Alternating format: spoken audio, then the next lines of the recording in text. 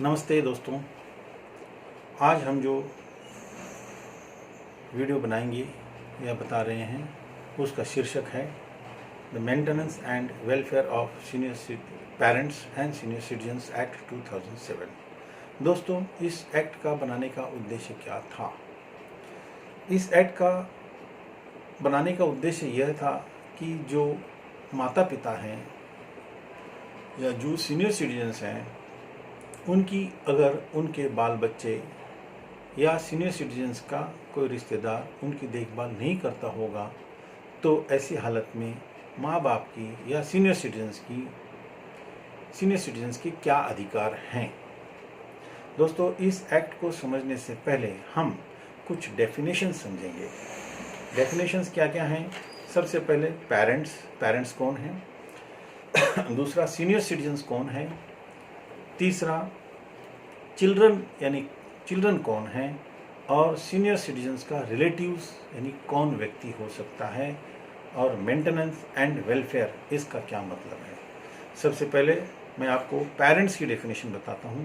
Parents means father और mother, whether biological, adoptive or stepfather or mother, or whether they have attained the age of 60 years or not। मतलब यह है कि वे माता पिता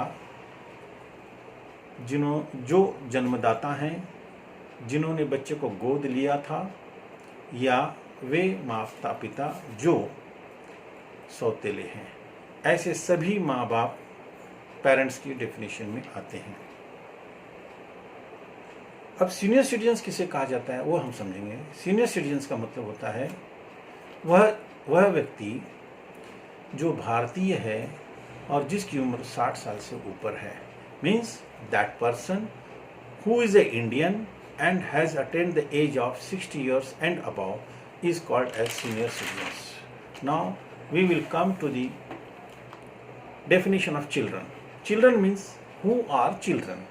Children means son, daughter, grandson, granddaughter, but doesn't include minor child.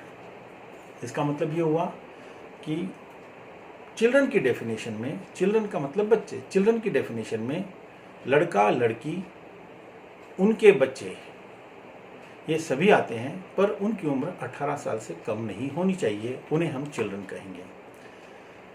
अब दोस्तों, अब आता है relatives of senior citizens. Relatives of senior citizens किसे कहा जाता है उसकी डेफिनेशन में आपको पढ़ के सुनाता हूँ, बताता हूँ क्या होता है। Any legal heir of childless senior citizen, समझ लीजिए, any legal heir of childless senior citizen who is not a minor, और जो माइनर नहीं है, and is in possession of or would inherit his property in future। इसका मतलब वह व्यक्ति जो माइनर नहीं है और सीनियर सिटीजन्स जिसको कोई बच्चा नहीं है, उसकी प्रॉपर्टी इस व्यक्ति के ताबे में है और या भविष्य में सीनियर सिटीजन्स की प्रॉपर्टी का वह मालिक बनने वाला है। ऐसा व्यक्ति सीनियर सिटीजन्स का रिश्तेदार कहलाता है। अब दोस्तों, मेंटेनेंस एंड वेलफेयर, इसकी डेफिनेशन क्या है मैं आपको पहले पढ़कर मैं बता देता हूँ, तो आपके जहन में यह बात क्लियर हो जाएगी कि इस एक्ट का उद्देश्य और इस एक्ट के प्रावधान किस किस को लागू हैं। मेंटेनेंस एंड वेलफेयर का मतलब होता है food, clothes, residence and medical treatment and other necessities. ये बातें हमें अपने सीनियर सिटीजन्स को या अपने माँ बाप को देनी होंगी, और ये जो चीज़ें हैं, ये वस्तुएं, ये बहुत ही ज़रूरी हैं जो हमें अपने माँ बाप को देनी पड़ती हैं। दोस्तों, मैं आपको एक सीनियर सिटीजन्स का जो रिश्तेदार है वो कौन हो सकता है इसके बारे में कुछ एग्जाम्पल दे के आपको समझाना चाहता हूँ। समझिए, ए एक व्यक्ति है, उसको कोई बाल बच्चे नहीं है, और वो अपने भतीजे यानी बी के साथ में रह रहा है। ए के पास में एक बंगला है जिसमें कम से कम 5 रूम हैं। ए ने अपने 5 रूम बी को रहने के लिए दे रखे हैं क्योंकि उसको बीवी बाल बच्चे हैं। ये 5 रूम लेने के बावजूद बी उसकी देखरेख नहीं कर रहा है। तो ऐसी हालत में बी ए का रिश्तेदार हुआ और बी की यह जवाबदारी बनती है कि वो ए की देखभाल करे। इस कानून के तहत बी ए का रिश्तेदार हुआ। उसी तरह से ए एक व्यक्ति है, ये दूसरा एग्जांपल मैं आपको दे रहा हूं। ए एक व्यक्ति है, उसको एक लड़का था बी और उसकी पुत्र वधू है सी। बी की एक्सीडेंट में मृत्यु हो गई और ए अब उसको कोई बच्चा नहीं है। ए की जो पुत्र वधू सी है वो अपने मायके जाके रहने लगी है। अब भविष्य में ए की जो प्रॉपर्टी है वो कानूनन किसे जाने वाली है? ए के मरने के बाद में वह प्रॉपर्टी सी को मिलने वाली है। तो सी इसकी ये जवाबदारी बनती है वो ए को संभाले। अगर सी उसे नहीं संभालती है तो उस पर इस एक्ट के तहत कार्रवाई की जा सकती है। दोस्तों, यह वीडियो बनाने के पीछे मेरा उद्देश्य यह है कि कुछ दिनों पहले कई पेरेंट्स और कुछ सीनियर सिटीजन्स मेरे पास में आए। वे पुलिस स्टेशन भी जाकर आ चुके थे। आने के बाद मुझसे बोले कि सर, हम पुलिस स्टेशन भी जाके आ गए हैं लेकिन पुलिस स्टेशन से हमें कोई मदद नहीं मिली है, हमारे बच्चे हमें नहीं संभाल रहे हैं, हमने क्या करना चाहिए। इसलिए मैंने यह वीडियो बनाने की सोची है। दोस्तों, इस कानून के तहत कोई भी सीनियर व्यक्ति, सीनियर सिटीजन या माँ बाप जिसे उसके बच्चे उन्हें नहीं संभाल रहे हैं, वे सेक्शन 5 के तहत मेंटेनेंस ट्रिब्यूनल के पास में अपनी कंप्लेंट दाखिल कर सकते हैं। और यह कंप्लेंट दाखिल करने के बाद और उनके बच्चों को नोटिस मिलने के बाद मेंटेनेंस ट्रिब्यूनल का यह जवाबदारी बनती है कि 3 महीने के अंदर अंदर इस केस का निपटारा करें। अगर वे 3 महीने के अंदर इस केस का निपटारा नहीं कर सके तो ज़्यादा से ज़्यादा 120 दिनों के अंदर हमें इस केस का निपटारा करना होता है। इस केस के निपटारे में मेंटेनेंस ट्रिब्यूनल को यह अधिकार है कि वे 10,000 रुपये तक का मेंटेनेंस उन बच्चों को या उन सीनियर सिटीजन्स के रिश्तेदारों को ऑर्डर कर सकते हैं हर महीने दिया जाए करके। यह मेंटेनेंस की ऑर्डर जिस दिन एप्लीकेशन किया है उस दिन से भी लागू हो सकता है या जिस दिन ऑर्डर किया है उस दिन से भी लागू हो सकता है। यह ट्रिब्यूनल के ऊपर है। यह ऑर्डर करने के बाद में उन बच्चों की या उस रिश्तेदार की यह जवाबदारी बनती है कि जो ऑर्डर हुई है जितने पैसे भरने की, वे पैसे 1 महीने के अंदर अंदर वे ट्रिब्यूनल में जमा कराएं। अगर नहीं कराते हैं तो फाइन के स्वरूप में उनसे ये रकम वसूल की जा सकती है। दोस्तों, इस कानून में एक और प्रोविजन है कि सीनियर सिटीजन्स को वकील करने की जरूरत नहीं है। वे सीधे मेंटेनेंस ट्रिब्यूनल में जाके वहाँ पे मेंटेनेंस ऑफिसर होता है, उनको बोलकर यहाँ पे केस दाखिल कर सकते हैं और अपना काम करवा कर ले सकते हैं। इस कानून में एक और प्रोविज़न ये है कि अगर सीनियर सिटीजन्स या माता पिता ने अपनी कोई प्रॉपर्टी गलती से या फंसकर या किसी लुभावन में आकर अपनी प्रॉपर्टी अपने बच्चों के नाम या अपने रिश्तेदार के नाम कर दी हो, ये कहकर कि वे लोग हमें भविष्य में संभालेंगे और प्रॉपर्टी एक बार उनके नाम पर हो जाने के बाद वे नहीं संभाल रहे हैं, तो मेंटेनेंस ट्रिब्यूनल को यह अधिकार है सेक्शन 24 के नीचे कि ऐसा किया हुआ कागज वॉइड डिक्लेयर कर सकेंगे।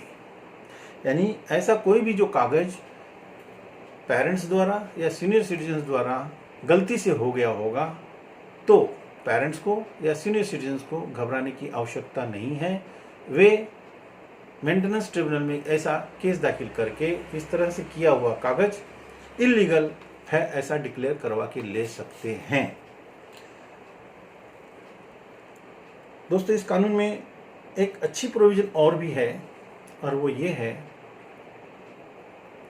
कि पेरेंट्स या सीनियर सिटीजन्स मेंटेनेंस ट्रिब्यूनल के पास केस दाखिल करने के बावजूद जुडिशियल मैजिस्ट्रेट फर्स्ट क्लास या मेट्रोपॉलिटन मैजिस्ट्रेट बम्बई जैसे शहर में हो तो इनके पास केस दाखिल कर सकते हैं, और इनके पास केस दाखिल करने के बाद यह बात सिद्ध होने पर कि उनके बच्चे या ये रिश्तेदार उन्हें नहीं संभाल रहे हैं तो उन बच्चों को या उनके रिश्तेदारों को 3 महीने तक की सज़ा और 5,000 रुपये तक का दंड हो सकता है। ये सारे प्रोविजंस सभी माँ बाप के फेवर में या सीनियर सिटीजन्स के फेवर में किए गए हैं। इस कानून में और कुछ प्रोविजंस ऐसे भी हैं कि स्टेट गवर्नमेंट की यह जवाबदारी बनती है कि वे हर ज़िले में ओल्ड एज होम्स बनाएं, और ओल्ड एज होम्स बनाने के बाद वहाँ पर ऐसे सीनियर सिटीजन्स को रखें जिन्हें किसी भी प्रकार की कोई इनकम नहीं है या जिनके आगे पीछे कोई नहीं है। ऐसे सीनियर सिटीजन्स को यहाँ पर इन ओल्ड एज होम्स में अकोमोडेट किया जाता है। दोस्तों, इस कानून में यह भी प्रोविज़न किया है कि जो हॉस्पिटल्स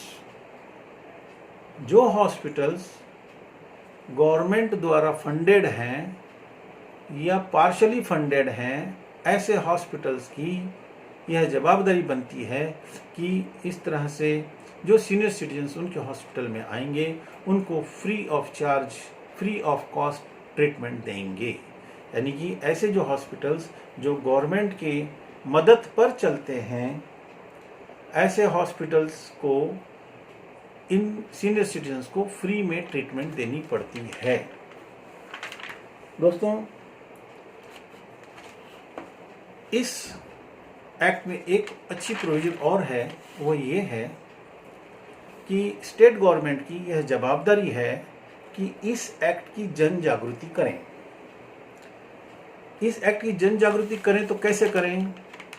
टीवी के माध्यम से, पेपर के माध्यम से, प्रिंट मीडिया के माध्यम से इसकी जन जागृति होनी चाहिए, और जन जागृति के लिए पुलिस कर्मियों की, जजेस की यानी कोर्ट के जजेस लोगों की और लोकल बॉडीज़ की मदद लेनी है।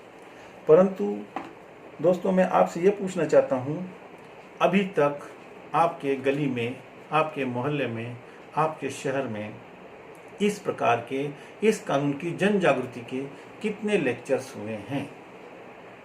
उसका कारण यह है कि इसमें किसी भी एडवोकेट को शामिल नहीं किया जाता है। अर्थात section 17 of maintenance and welfare of parents and senior citizens act के तहत एडवोकेट्स को बुलाया नहीं जाता है। तो जो सीनियर सिटीजन्स हैं, जो पेरेंट्स हैं, उन्हें जब भी कोई अड़चन आती है तो वे कहाँ जाते हैं? एडवोकेट्स के पास जाते हैं। और एडवोकेट्स को जब इसमें अधिकार ही नहीं है तो वे लोग इस बारे में कोई भी और किसी भी प्रकार की सलाह नहीं देते हैं। मेरा सरकार से यही कहना है कि आपने यह कानून बनाया जरूर है, लेकिन इसकी जन जागृति ठीक ढंग से नहीं हो रही है। अगर आप इसमें हमारे जैसे एडवोकेट्स जो हम चाहते हैं कि इसमें आप हमें शामिल कीजिए, हम आकर कुछ लोगों को और बहुत से लोगों को इस बारे में मालूमात देंगे। अब अगर आप एडवोकेट्स को ही नहीं बुलाएंगे तो इस कानून की मालूमात देने के लिए पुलिस वाले तो देते नहीं हैं, या जजेस लोगों को भी इसमें बहुत सा टाइम नहीं मिलता है, वे भी अपने कोर्ट में बिजी रहते हैं। तो इसका जो पर्पज़ है वो फेल होता हुआ दिखाई दे रहा है। यह कानून अच्छा है, लेकिन इस कानून का पर्पज़ फेल होते हुए दिखाई दे रहा है। मैं आपको उदाहरण के तौर पे बताना चाहता हूँ कि पहले कंज्यूमर कोर्ट जब बने थे तब उसमें यह प्रावधान था, और है अभी भी, कि एडवोकेट्स को परमिशन नहीं है। जब अगर आप एडवोकेट्स को परमिशन नहीं देंगे तो फिर कानून में, कोर्ट में वकालत कौन करेगा? लोग तो वहाँ पहुँचेंगे ही नहीं, क्योंकि लोगों को इस बारे में कुछ भी मालूम नहीं होता है कि कैसे केस दाखिल की जाए और कैसे नहीं। तो मेरा यह अनुभव है कि जब कंज्यूमर फोरम में एडवोकेट्स लोगों को परमिशन दी जाने लगी तो वहाँ पर केसेस बढ़ने लगी। उसी तरह से मैं सरकार से गुजारिश करता हूँ कि इस कानून में भी एडवोकेट्स लोगों को परमिशन दी जाए और उन्हें भी बताया जाए कि इस कानून की जन जागृति ज़्यादा से ज़्यादा करें, और इस कानून को इम्प्लीमेंट भी किया जाए। दोस्तों, मेरा आज का वीडियो आपको कैसा लगा? अगर आपको ये अच्छा लगा है तो आप इसे सब्सक्राइब कीजिए, लाइक कीजिए, कमेंट कीजिए और मुझे मेरा मोबाइल नंबर 9960977925 पर मुझे व्हाट्सएप करके मुझे मालूमात दीजिए कि आपको यह वीडियो कैसा लगा। धन्यवाद दोस्तों।